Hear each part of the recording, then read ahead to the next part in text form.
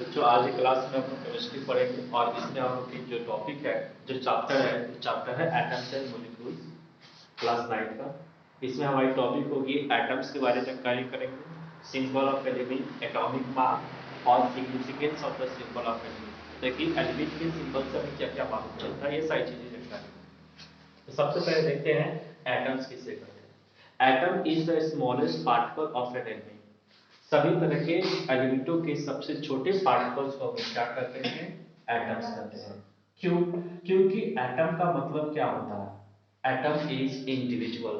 Atom जो है एक लैटिन वर्ड है और आपने डॉक्टर करने से जो देखा था, इसका मतलब क्या होता है, इसका मतलब होता है इनडिविजिबल, मतलब कि जिसे और ज्यादा डिवाइडेड नहीं कर सकते।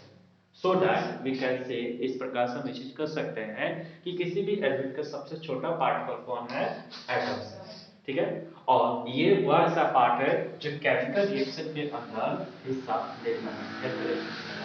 लेकिन जैसे जैसे फर्दर हमारी जो है केमिस्ट्री बढ़ती चली गई, डेवलपमेंट हुआ, तो इस प्रकार से मालूम चला कि सबसे छोटा पार्टिकल एटम नहीं है। इस बात को कंफ्यूजन मतलब है कि एटम ही सबसे छोटा है।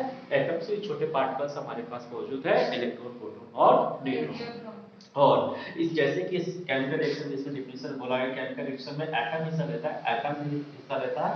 एटम का जो आउटर मोस्ट शेल में प्रेजेंट जो इलेक्ट्रॉन होता है वो टेक पार्ट करता है। ठीक है, हालांकि डिफिनेशन जब भी कोई पूछे तो आप ये चीज बता सकते हो, लेकिन फिर भी ये चीज आपको याद रखना है कि smallest particle of the atomic क्या होता है, इलेक्ट्रॉन, प्रोटॉन और न्यूट्रॉन।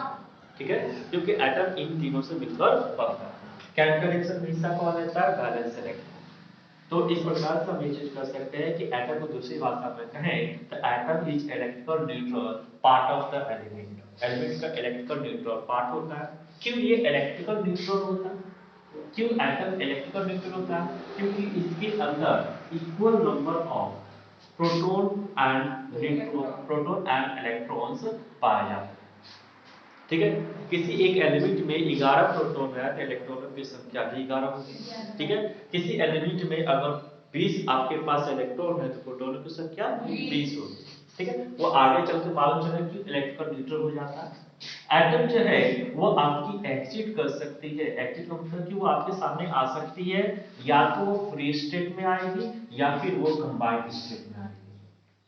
किस स्टेट में आएगी, फ्री स्टेट या कंबाइंड स्टेट में आएगी, जिसमें ये कंबाइन कर सकती है। इसकी कॉम्बिनेशन जो है उसी एलिमेंट के एटम से हो सकती है या फिर ये कंबाइन कर सकता है अदर एलिमेंट के एटम के साथ। जैसे कि एग्जांपल के तौर पे हाइड्रोजन जो है वो H2 मॉलिक्यूल की फॉर्म में भी आता है और H2O की फॉर्म में भी आता है।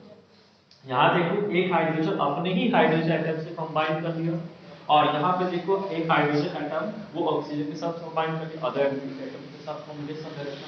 इस प्रकार से एटम जो है वो फ्री स्टेट में भी जाता है, जैसे कि नाइट्रोजन हो गया, नियोन हो गया, आर्गन हो गया, ये सभी किस स्टेट में होते हैं, फ्री स्टेट में। ठीक है, साथ ही साथ एटम की अगर साइज की बात करें तो इनकी साइज बहुत छोटी होती है, और इस बात से आपको मालूम चल जाता है कि जैसे कि अगर आप 1 सेंटीमीटर लंबा एक लाइन ले लो, कितना सेंटीमीटर, 1 सेंटीमीटर लंबे लाइन ले लो, उसमें कॉपर के एटम जो है लगभग 3 करोड़ 50 लाख एटम। कॉपर के कितने एटम, 3 करोड़ 50 लाख एटम्स जो है 1 सेंटीमीटर में अरेंज किए जा सकते हैं। इतनी ज्यादा संख्या में एटम्स को अरेंज करते हैं, इससे मालूम किया जाता है कि एटम जो है वो बहुत ही छोटे इन साइज में होते हैं। साइज ऑफ एटम को हम इंडिकेट कैसे करते हैं, इसका इंडिकेशन हम करते हैं with the help of radius, और this radius is known as the atomic radius. इस एटॉमिक रेडियस का जो एसआई यूनिट होता है, मेजरमेंट करने के लिए जो आप यूनिट यूज करते हो वो नैनोमीटर करते हैं। अब कोई हमें बता सकता है क्यों नैनोमीटर यूज करते हैं, क्योंकि बहुत ही छोटे साइज में है, तो छोटी सी लेंथ को बताने का छोटा यूनिट ही चाहिए, इसी कारण से इसका यूनिट क्या होता है, एटॉमिक रेडियस का नैनोमीटर, जिसमें 1 नैनोमीटर, नैनोमीटर के एनम से निकालते हैं जो कि कितने बराबर है, 10⁻⁹ ठीक है। Next, smallest atom is of the atom.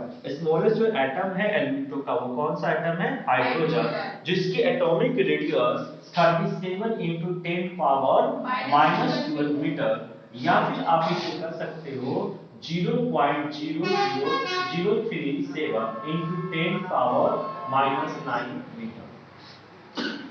ठीक है, ये इतने के बराबर होता है। स्मॉलेस्ट जो है इतना छोटा है कि इसे हम तो अपनी आंखों से नहीं देख सकते हैं, और यहाँ तक अपनी आंखों छोड़ दो, आप चाहो तो दुनिया के जो सबसे पावरफुल ऑप्टिकल जो माइक्रोस्कोप है जिसका नाम क्या है, आपका कंपाउंड माइक्रोस्कोप, उससे भी नहीं देखा जा सकता। इसको देखने के लिए हम जिस माइक्रोस्कोप का यूटिलाइजेशन करते हैं, अभी हमारे पास एक एडवांस माइक्रोस्कोप आया है जिसका नाम क्या है, ठीक है, स्कैनिंग टनल माइक्रोस्कोप, जो कि क्या करता है कि एटम को डायरेक्टली नहीं दिखाता, वो एक फोटो इसका बनाता है, और इस फोटो में ये दिखाता है कि एटम कैसा है। एटम देखें स्मॉल स्केल में फॉर्म है, इसीलिए एटम को जो साइड से प्रोजेक्ट करते हैं, रेडियस से, ठीक है। अब बारी हमारी जो है नेक्स्ट हमारी टॉपिक की, जिसका नाम क्या है, सिंबल। जैसे अभी तक हमने जानकारी कर ली, जैसे मान लो कोई बच्चा जो है नए नए जन्म लेता है, तो वैसे लोग सोचने लगते हैं कि इसका नाम सर्च किया, तो वैसे ही एटम को यहाँ पर आपने डिस्कस कर कि एटम है क्या, एटम के बारे में बहुत सारी चीजें आपको जानकारी हो चुकी है। तो अब यहाँ पे आता है कि सिंबल किससे करते हैं, और सिंबल का मतलब क्या होता है, ये चीज हम समझेंगे कि सिंबल क्या है, ठीक है।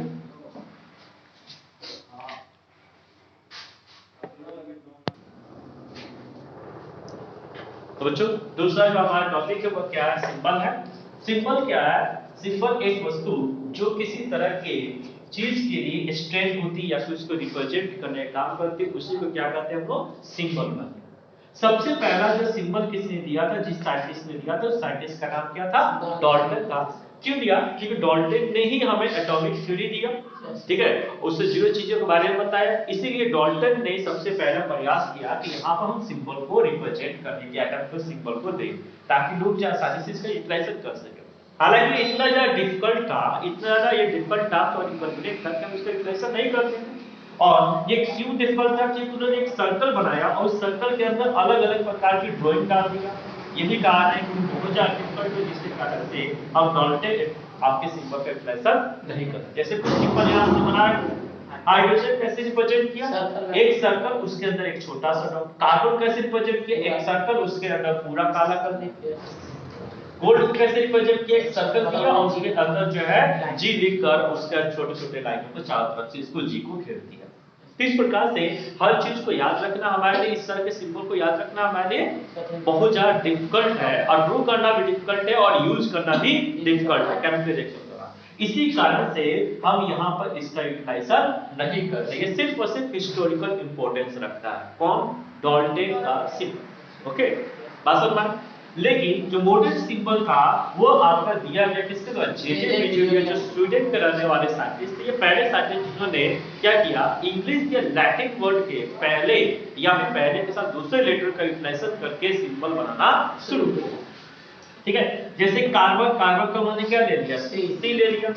सोडियम, सोडियम जो है इसका एक लैटिन नेम होता है नाइट्रियम, और नाइट्रियम से उन्होंने क्या ले लिया, Na। आप देख सकते हो कि इससे फर्स्ट लेटर नाइट्रियम का N होता है और उसके साथ साथ दूसरा लेटर Na ले लिया, ठीक है। पोटासियम, पोटासियम का जो है आपका लैटिन जो नेम होता है वो कैलेरियम होता है, और के से उन्होंने रिप्रेजेंट के लिए एनसी फॉसिल लैटिन वर्ड के से रिप्रेजेंट किया। कार्बन को C से रिप्रेजेंट, ऑक्सीजन को O से रिप्रेजेंट किया, हीलियम को He से रिप्रेजेंट किया, हाइड्रोजन को S से रिप्रेजेंट किया।